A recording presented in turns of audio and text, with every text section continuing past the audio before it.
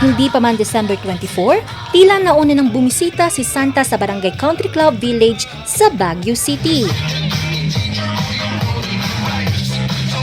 Ito ay sa isang Christmas party na handog ng Baguio Country Club sa mga residente.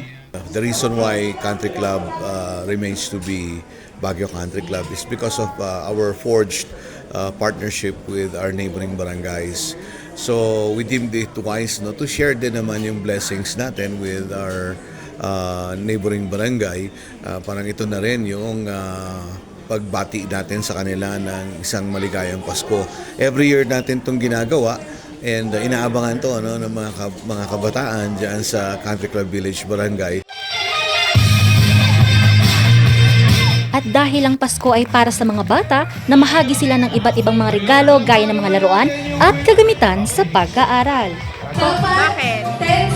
Kasi po, yung palaro nila parang easy lang po gano'n.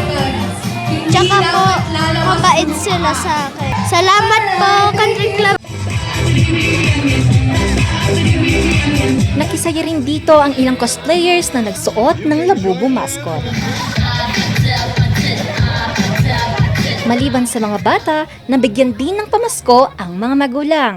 Having this event, moving forward, every year po na linulok forward namin as parent and child, malaking bagay po sa social intervention or social life po ng mga anak namin. Kasi hindi lang po sa loob ng bahay at sa loob ng school, nahuhubo yung kanilang pakikitungo sa ibang tao. Pero at the same time, sa buong community po. Nagpapasalamat naman ang barangay sa programang hatid ng Baguio Country Club. Maganda po siya para sa mga bata kasi it helps them po. Sumasaya po yung mga bata on events like this po.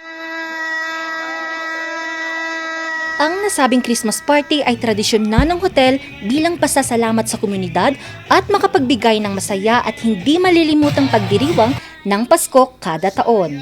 We're very proud to always be a part of the community activities of Country Club Village Barangay. Salamat po.